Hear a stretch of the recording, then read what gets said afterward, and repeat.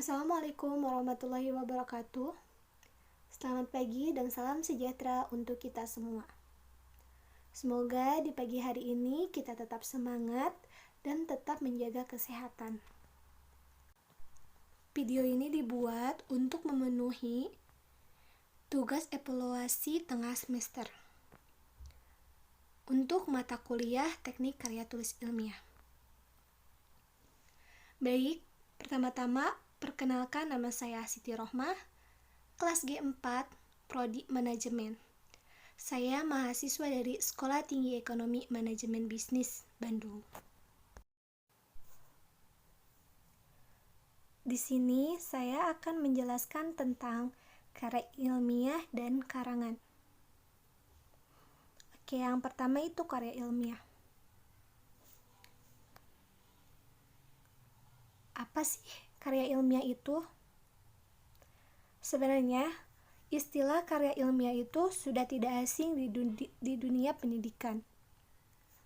Kita kerap sekali dituntut untuk membuat laporan sebuah penelitian yang dilakukan setelah menyelesaikan proyek penelitian ilmu pengetahuan alam atau proyek lainnya. Begitupun ketika menjelang kelulusan, beberapa sekolah mengisyaratkan penulisan karya ilmiah sebagai salah satu syarat kelulusan. Contohnya adalah saat kita akan lulus di sekolah menengah kejurusan, kita diwajibkan untuk membuat laporan karya ilmiah tentang apa yang kita ketahui saat melakukan praktek kerja lapangan. Kemampuan menulis karya ilmiah menjadi sangat penting sebagai wujud pemahaman kita tentang permasalahan atau kajian ilmu yang kita pelajari. Menulis sebuah karya ilmiah tidak dapat dilakukan sembarangan. Ada beberapa tata cara penulisan karya ilmiah atau teknik penulisan karya ilmiah yang perlu dipahami dan diterapkan dalam menulis karya ilmiah.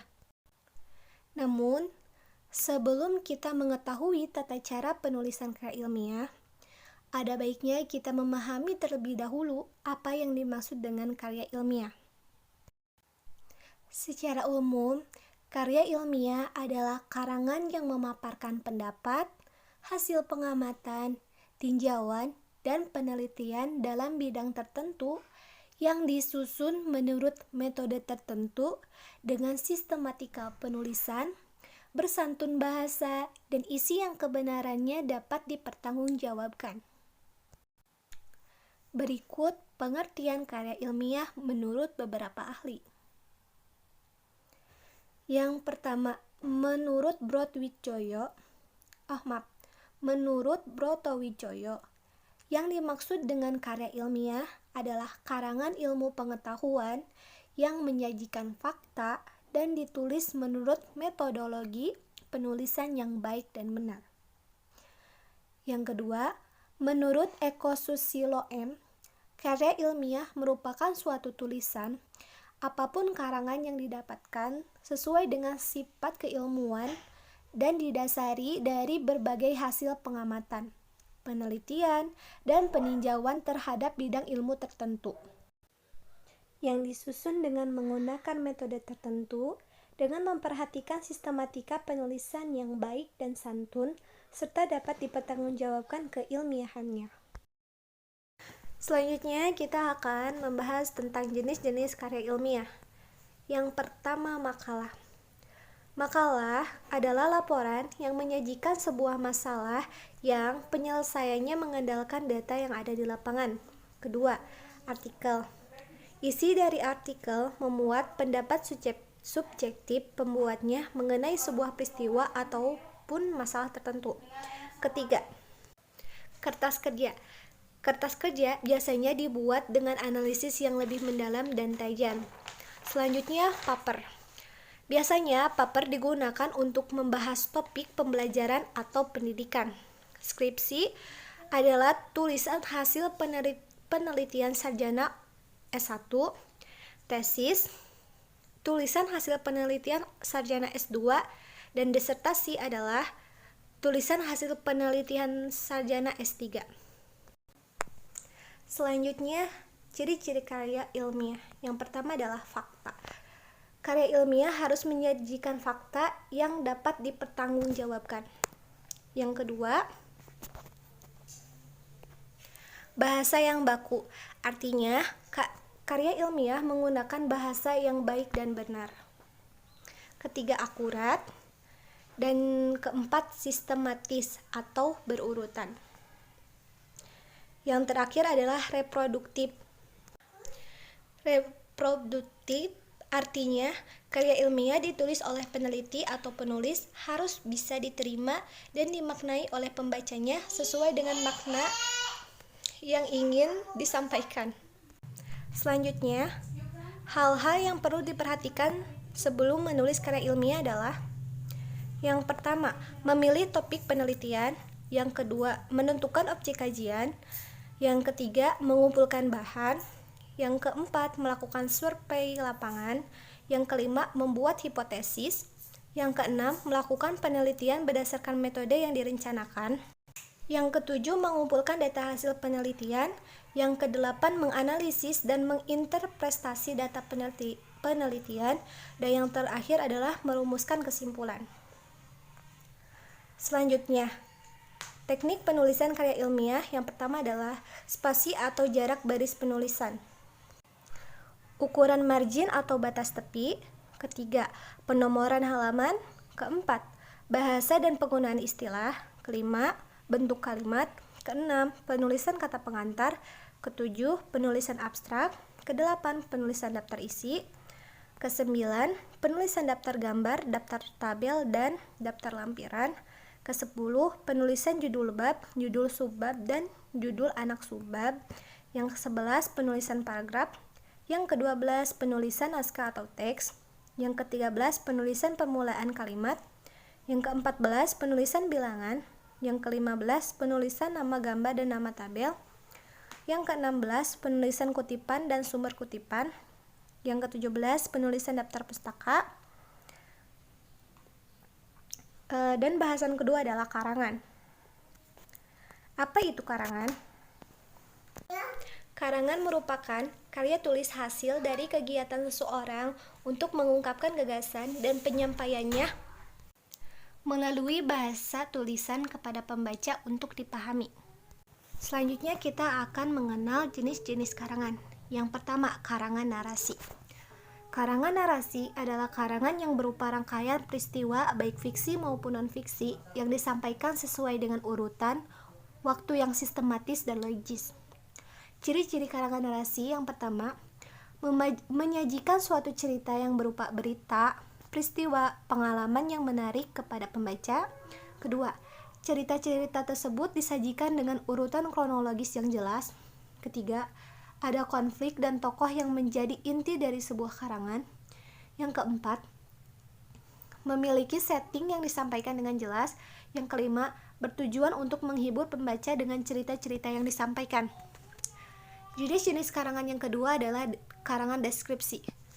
Karangan deskripsi adalah karangan yang menggambarkan atau melukiskan suatu objek maupun benda kepada pembaca, seolah-olah pembaca merasakan, melihat, atau mengalami sendiri topik di dalam tulisan. Ciri-cirinya adalah: yang pertama, menggambarkan suatu objek dengan sejelas-jelasnya kepada para pembaca. Kedua, melibatkan observasi panca indera. Dan yang terakhir adalah metode penulisan menggunakan cara objektif, subjektif, atau kesan pribadi penulis terhadap suatu objek. Jenis karangan yang ketiga adalah karangan eksposisi. Karangan eksposisi adalah karangan yang berisi tentang penjelasan-penjelasan maupun pemaparan mengenai suatu informasi kepada pembaca. Tujuan karangan ini adalah untuk memberikan informasi yang sejelas-jelasnya kepada pembaca.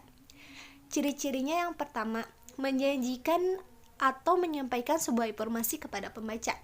Kedua, informasi yang disajikan bersifat fakta atau benar-benar terjadi. Yang ketiga, tidak berusaha mempengaruhi pembaca. Dan yang terakhir, menjelaskan sebuah proses atau analisis suatu topik. Yang keempat adalah karangan argumentasi. Karangan argumentasi adalah karangan yang berisi pendapat atau argumen penulis tentang suatu hal. Karangan ini bertujuan untuk meyakinkan pembaca agar memiliki pandangan yang sama akan suatu hal dengan pandangan penulis. Ciri-cirinya adalah terdapat pendapat penulis mengenai suatu topik yang sedang dibahas. Kedua, pendapat-pendapat tersebut dilengkapi dengan pembuktian yang berupa fakta, data, contoh maupun grafik.